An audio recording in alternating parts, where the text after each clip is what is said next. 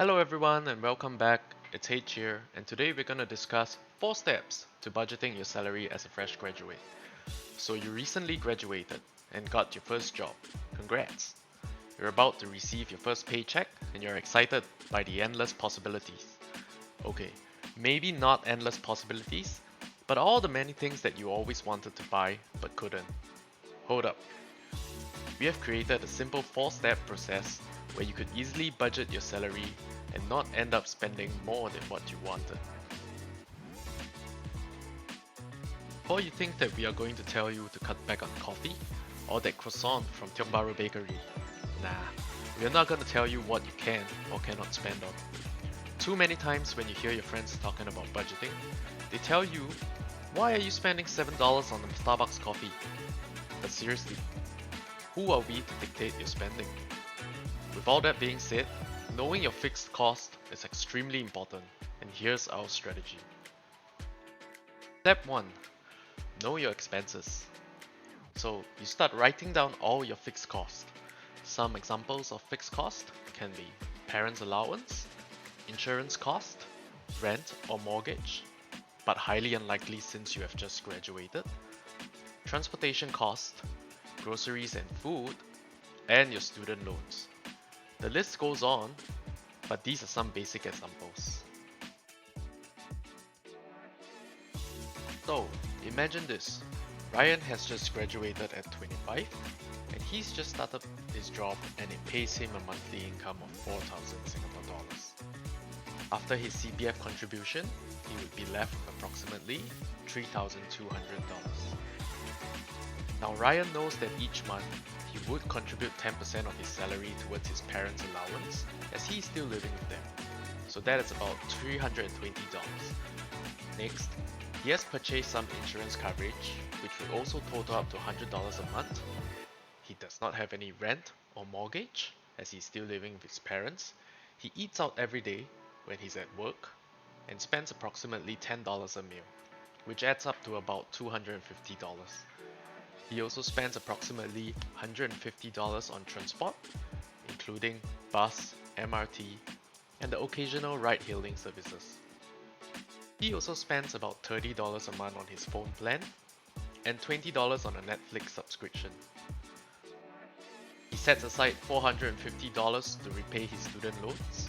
And last but not least, because you're earning an income in Singapore, you would have to pay income tax.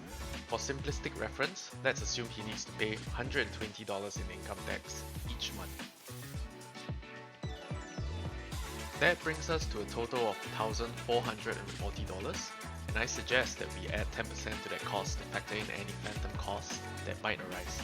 Think of situations like a phone battery that needs replacement, or you spend a little bit more on your budget for food costs. Typically, we try to keep our fixed cost anywhere between 40 to 50% of our total take-home pay. Step 2. Pay your future self. Once you know the parameters of how much cost you have each month, pay yourself. Ryan knows that he needs to invest for his future, so he takes out a portion of his salary for investing. A good guideline is about 10% of your take-home pay. But the more the better, because this is where the magic of compounding happens. In Ryan's case, he takes out about 20% for investments, which is about $640.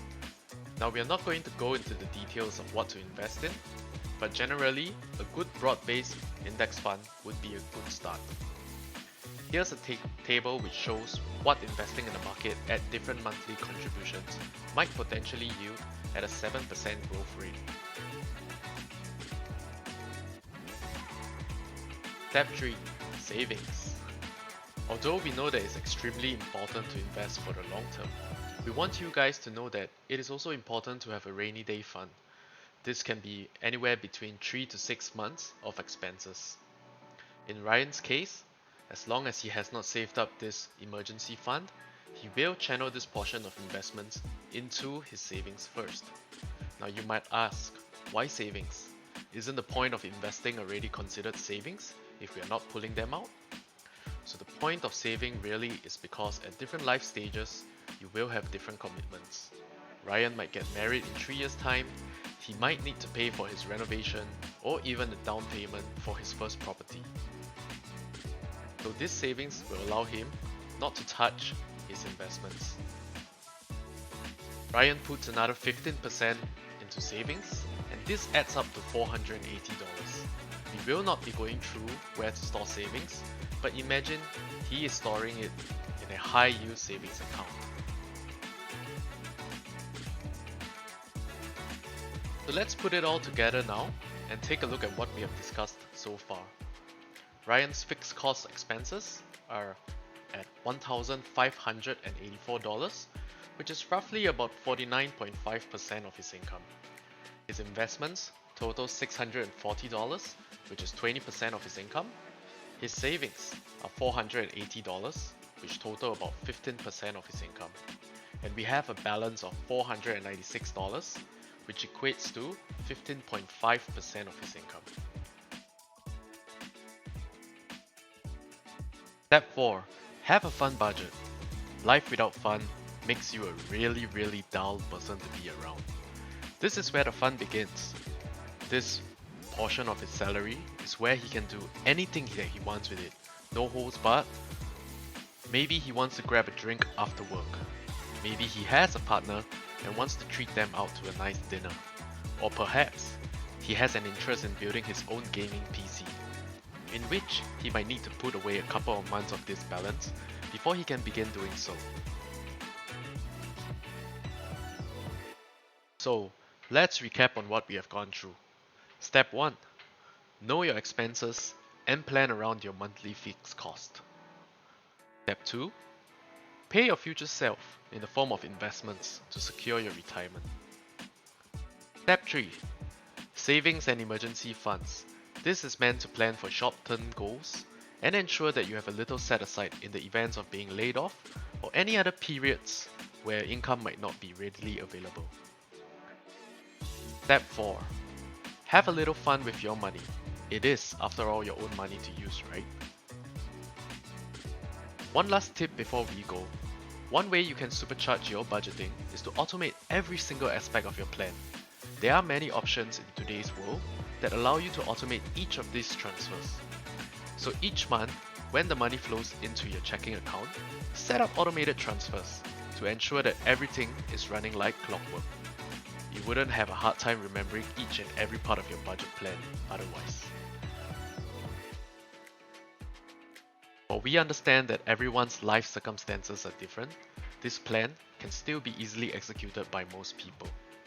If you do have special circumstances which do not allow you to easily execute the above 4 steps, please let us know and how you're currently budgeting, and do share your tips and tricks in the comment section below.